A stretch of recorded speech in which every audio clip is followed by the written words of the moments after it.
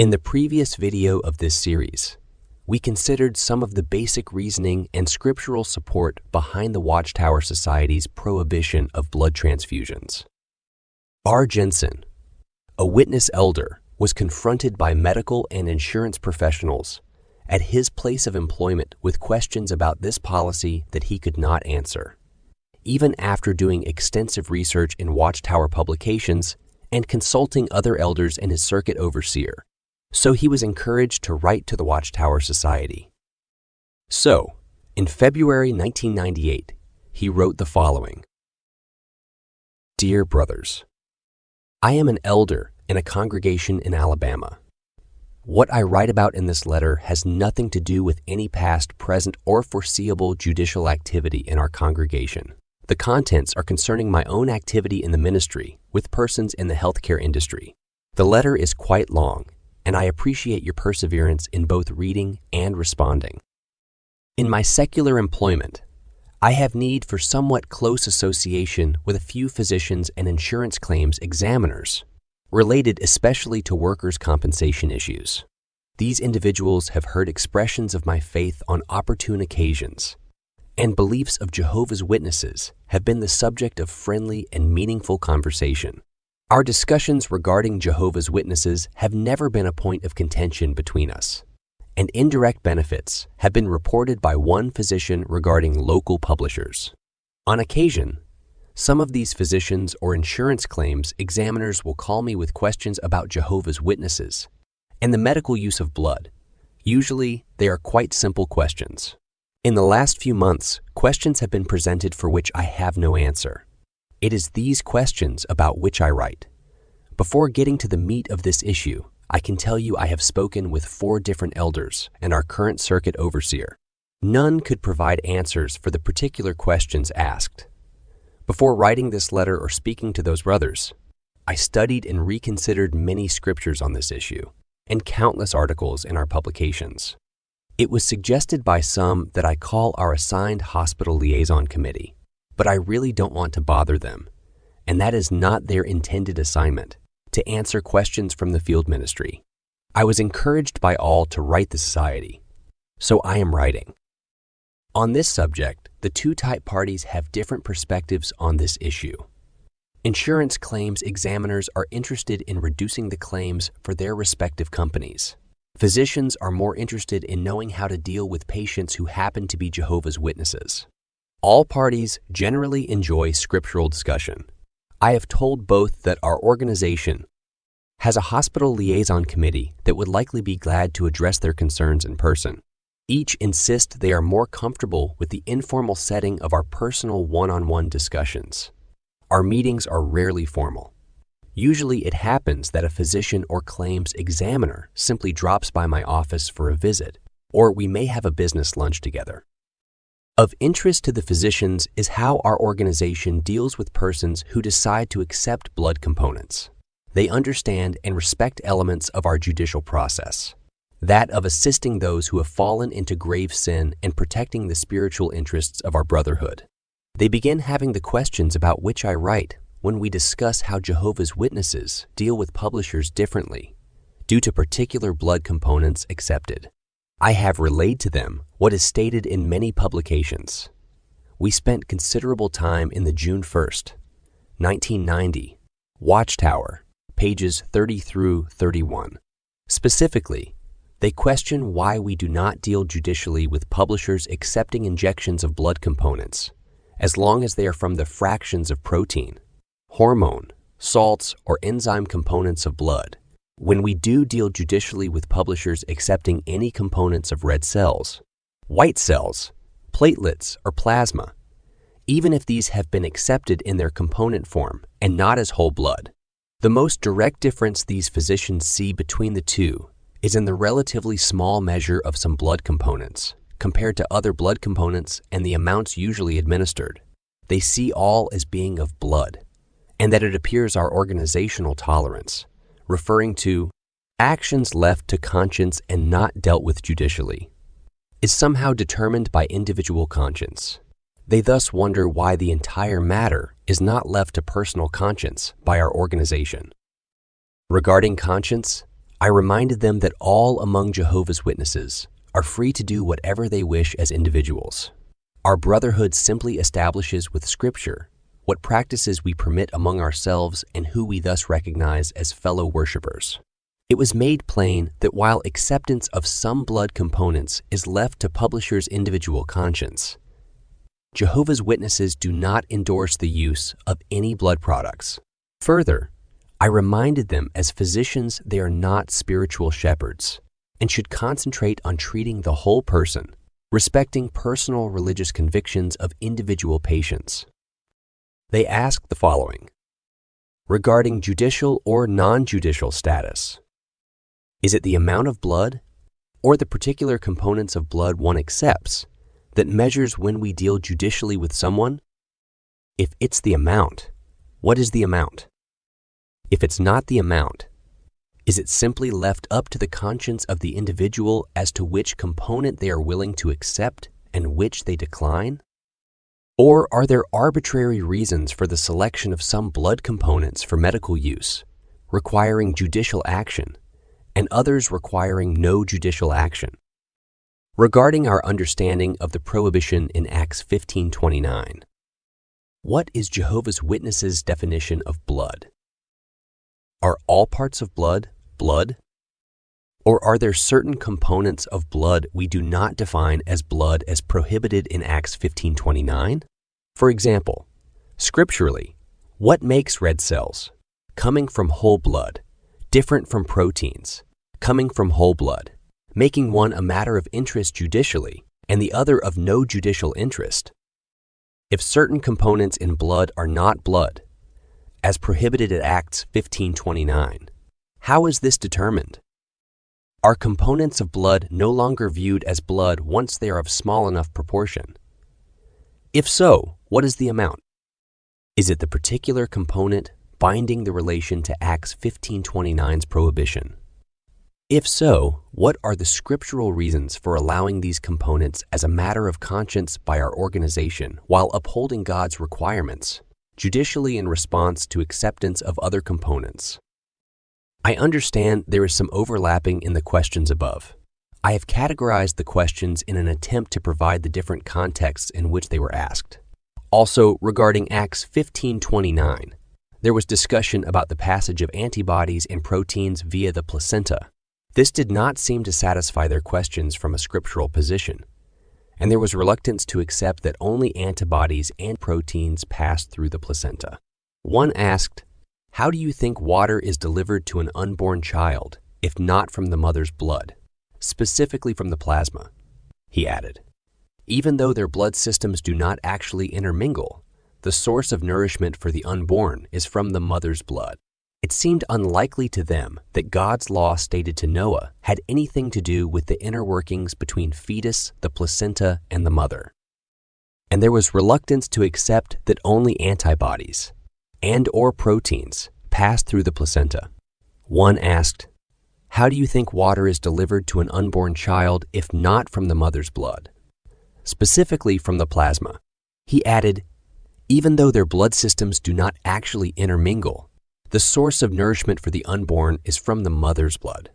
It seemed unlikely to them that God's law stated to Noah had anything to do with the inner workings between fetus, the placenta, and the mother. In the course of conversation, I used the illustration of the alcoholic being advised by his physician to abstain from alcohol, and how this prohibition would certainly include intravenous acceptance of alcohol. In response, one physician asked, if, as your doctor, I said abstain from eating meat, should I object to your acceptance of an organ transplant, which could serve to sustain your life?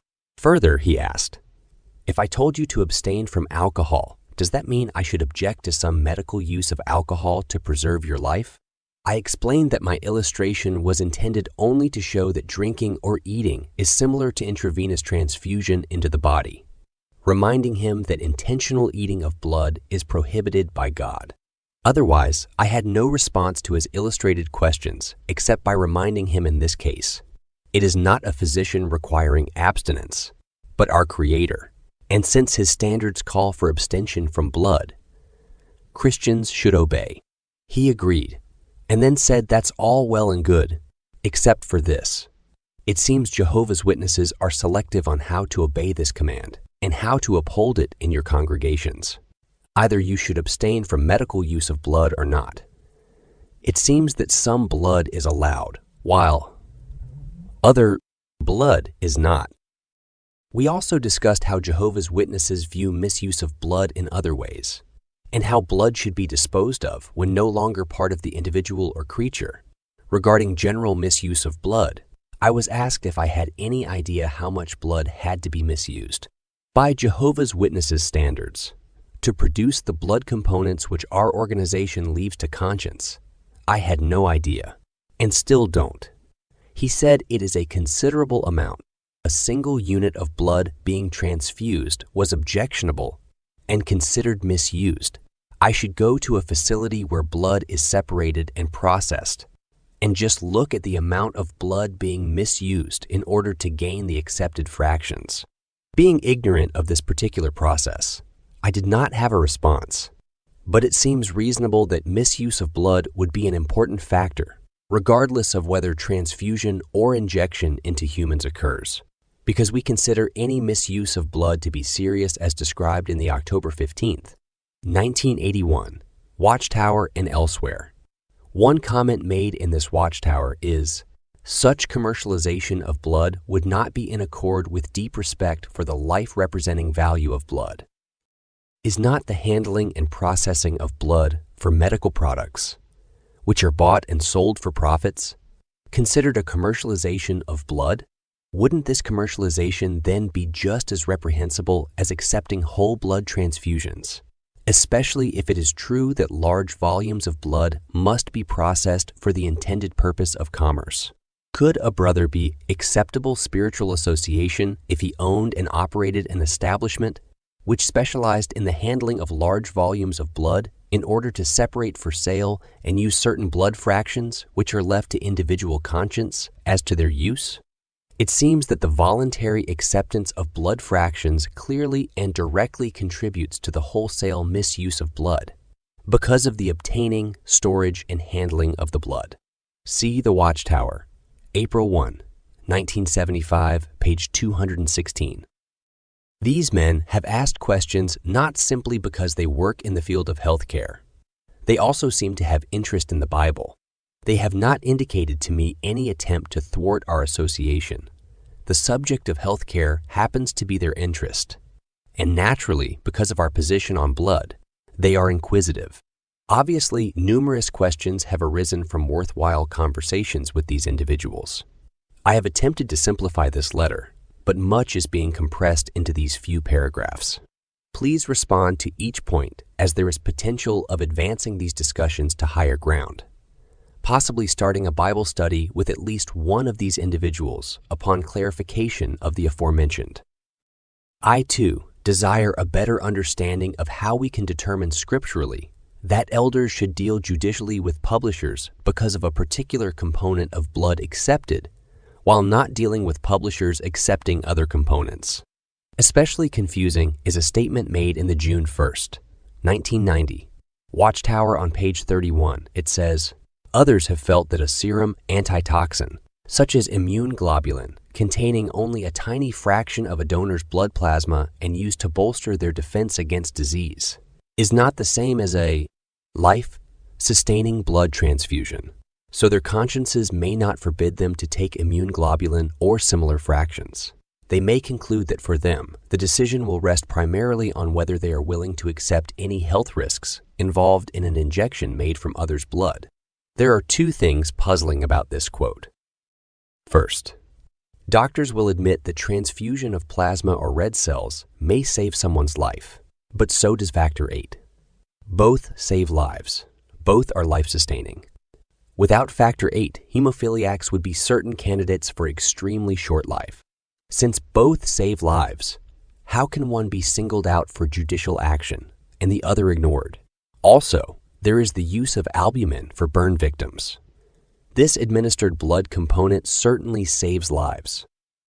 Second, the italicized portion also indicates that individual consciences play a determining role in our decision about what we tolerate morally. What if someone's conscience allowed acceptance of components like plasma, concluding that their decision rests primarily with accepting health risks? With this information, how can elders show individuals scripturally why we tolerate acceptance of some blood components while dealing judicially with acceptance of other components? I have read countless articles on these issues and find no answer, nor could the elders I asked. Additionally, there is another area I have questions about. Briefly mentioned above, the March 1st, 1989 Watchtower on page 30 comments that Jehovah's Witnesses do not accept certain autologous procedures. The reason for this is well stated. We have long appreciated that such stored blood certainly is no longer part of the person. It has been completely removed from him. So it should be disposed of in line with God's law. You should pour it out upon the ground as water. Deuteronomy 12:24. This bottom line reasoning can be found several times throughout the same article. With this bottom line scriptural law in mind, it seems of importance that all blood fractions for medical use come from whole blood, which has been intentionally donated or even sold, stored, processed, sold for commercial profit, and finally introduced into another person. How can it be scripturally reasoned that all of this misuse of blood, explicitly to sell, buy, or use blood fractions, can possibly be accepted by any Christian conscience? I can understand that even properly bled meat is going to have some blood remaining, which is eaten together with the flesh. However, this eating of blood is not intentional. Reasonable efforts have been made to pour out the blood at the onset according to God's law. My question arises because in the case of blood fractions administered medically, there must first have occurred several procedures, which we do not accept, leading intentionally and directly to the product offered. Would not acceptance and purchase of the intentional end product be directly supportive of the process when there is no obligation on our part to accept such? Is the described process acceptable? See the Watchtower, October 15, 1981, page 30, and the Watchtower, June 1, 1990, page 30. Incidentally, regarding one insurance claims examiner for workers' compensation claims, who seemed initially concerned about the cost of non-blood medical management, I reminded him that many times workers' compensation claims are astronomical, not because of the real needs of the individual, but because of unscrupulous persons who are content to milk the system. Some do this by feigning a work-related injury, when in fact the injury had occurred away from work. Others by lazily manipulating some form of permanent total disability retirement, so to speak, on an otherwise resolvable, though bona fide claim. After hearing how Jehovah's Witnesses teach good ethical and honest behavior in these areas, he seemed convinced that these would not be issues with claimants who happen to be Jehovah's Witnesses, and that in fact these claims likely would be easier to manage. Further, I reminded the examiner that often claims can be resolved positively and more readily for all parties when the injured person knows and feels they are understood, appreciated, and well looked after. He agreed and was glad to know more about Jehovah's Witnesses' beliefs to that end. I look forward to reading your reply. I have understood and appreciated the Christian directive to abstain from blood for most of my life, and as an elder, have several times assisted friends under stressful and even life-threatening circumstances. Reading and studying further into this subject has only strengthened my resolve to abstain from blood. Consequently, I look forward to your response. My personal questions are not intended as quibbling over the direction to allow mature Christians use of their own conscience in determining acceptance of certain blood products. I seek only understanding. You, brothers, are very busy up there, and we all surely appreciate your efforts. It is not my desire to burden you with additional work. I just can't nail down the scriptural answers to the questions above and need your assistance. I thank you in advance for your kind spiritual aid in this matter. Also, I wish to thank all for the wonderful, though exhausting, Kingdom Ministry School we attended in November-December '97. I enjoyed the positive nature of the program. All assignments were handled with excellence. Keep up the good work. Your brother in Jehovah's service. R. Jensen, February 16, 1998. Okay, so let's summarize the questions raised in this first letter. 1. Why are witnesses that accept any of the four components, red cells, white cells, platelets, or plasma, dealt with judicially, while those accepting fractions taken from these not? I must add, however, since this correspondence, a change was made in the way this matter is to be handled by the elders. Currently, if a witness accepts a transfusion of any of these main components, he is not dealt with judicially. 2 elders will speak to the person. If it is determined that he is not repentant, then he will be considered as having voluntarily disassociated himself. In other words, by his actions, he is considered as having demonstrated that he no longer wishes to remain as one of Jehovah's Witnesses. The result will be the same as if he had been disfellowshipped by a judicial committee. 2. According to Acts 15:29, what is Jehovah's Witnesses' definition of blood? 3. Are all parts of blood blood, or are there certain components of blood we do not define as blood? 4. If certain components in blood are not blood, how is this determined? 5. Are components of blood no longer viewed as blood once they are of small enough proportion? If so, what is the amount? 6. Is it the particular component? If so, what are the scriptural reasons for allowing these components and not other components? 7. If blood is not to be stored for later commercial use, why is it allowable to receive any component regardless of the amount or type? How did the Watchtower Society respond? Their letter is dated March 23, 1998. Dear Brother Jensen, this is to acknowledge receipt of your letter of February 16, 1998. You ask about the propriety of a Christian accepting blood fractions for medical purposes. You say you have been discussing this matter with various medical doctors and have found it difficult to answer some of their questions. We note you have considered what the Society has published on this subject, especially comments under questions from readers in the June 1st, 1990 issue of the Watchtower. As indicated, the Society has left it to the individual Christian to decide whether he or she can accept blood fractions, such as proteins found in the bloodstream, believing this to be in a gray area and this not the same as accepting a life-sustaining transfusion of whole blood, or a major component for the same purpose. Some take the strict position that since a serum injection or another medical substance is made from something that formerly was in the bloodstream, even though a minor fraction, it would not be right to accept it in fighting against disease or to heal a wound. And if a Christian's conscience will not allow him to accept a serum, we would encourage him to respect the dictates of his conscience. However, as you know, when we say fractions, it is not meant that a few drops or even a drop of whole blood is involved.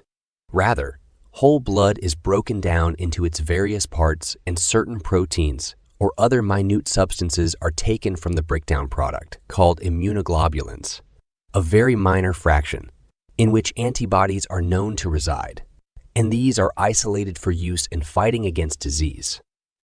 It might be argued that if blood was properly disposed of, it would not be possible to make serum injections, thus removing any reason for a question to come up on this matter. But as to disposing of blood, apart from its use in sacrifice, instructions in the Bible pertain to the slaughtering of animals for food. It is mentioned that the blood of the animal should be poured out on the ground as water and covered over. Leviticus 17:13, Deuteronomy 12:15, 16, and 24. Why was this done? Would it not be done in order to show that the one slaughtering the animal did not wish to eat the blood? It was, in effect, given back to Jehovah by pouring it out on the ground and covering it over. But if blood is taken from a body, and, before it is disposed of, is broken down by a medical procedure, and in the process, a small fraction is extracted, not to eat or to nourish the body, but to immunize against a disease, Could it be said that there is a clear violation of God's law not to eat blood? Jehovah is reasonable concerning his laws and their application. For instance, the Mosaic law clearly stipulated that no Israelite was to do any work on the Sabbath. Exodus 20:10. Yet Jesus recognized that there was a difference between workers who harvested others' fields and plucking and eating the heads of grain in such fields. James 5:4. Luke 6:1-5. Certainly, to harvest a whole field or a major portion of it would clearly violate the law of not working on the Sabbath. However, plucking and eating some of the heads of grain that made up a very minor fraction of the field was not prohibited by the law. Such plucking was not to be considered work that was prohibited. So too, the blood derivative is only a small fraction of blood, as mentioned above. Such can be distinguished from the major components of the blood, such as the red cells. For instance, if a person is told to discard a bushel of potatoes and not to eat them, would this command be violated if the potatoes were cooked and in the process the starch from the potatoes was isolated and used for medical purposes? First of all, could the ingesting of the isolated starch for medical reasons be said to be eating potatoes? Taking a transfusion of blood is clearly contrary to God's law. But what about accepting a small injection, not of whole blood or even a primary component of blood, but of a breakdown product, whether it be salt taken from blood, sugar taken from blood, iron, calcium, a hormone, or another fractionalized part? You also ask why one can be disfellowshipped for taking a blood transfusion, but not for taking blood fractions. While both may affect the life of an individual, the expression life sustaining in connection with blood transfusions is synonymous with the idea of taking in food for nourishment. In this regard, both whole blood and major components of it carry nutrients, oxygen, and other nourishment to the body. It is this aspect of taking in blood, that is, to provide nourishment, that links blood transfusions with the biblical prohibition. Note that questions from readers of the July 1st, 1975 issue of the Watchtower stated, "The Bible specifically forbids the taking of blood to nourish the body." Genesis 9:4, Leviticus 17, 1-14, Acts 15, 28 and 29. The motive or reason for taking a serum is significantly different. It is not to feed the body, as would be the case if there was an eating of whole blood, or a major component thereof, by mouth or by having it transfused intravenously. Rather, the antibodies that have been separated out are administered for the purpose of immunizing the body against a certain disease. While blood fractions in certain situations can be life-saving, they do not operate to feed and nourish the body, and in this way sustain life, but rather utilize other mechanisms. We trust the above comments will be helpful to you in reasoning on this matter from the Scriptures. We take this occasion to send our warm love and Christian greetings. With you in Jehovah's service, Watchtower Bible and Tract Society of New York. Well, what do you think of their response? Although there is a lot that could be said, I'm not going to share any of my own comments here, other than this. It seems they would prohibit the use of a blood component if it were for nourishment, but if it were for any other reason, such as to immunize the body against disease, it would be okay. But what about the oxygen-carrying capacity of red cells? Anyway, let's see how satisfied Brother Jensen is with this letter in the next video. As with the first video, downloadable copies of the actual letters for this and all future videos in this series are available at preachfromthehousetops.com. See the link in the description.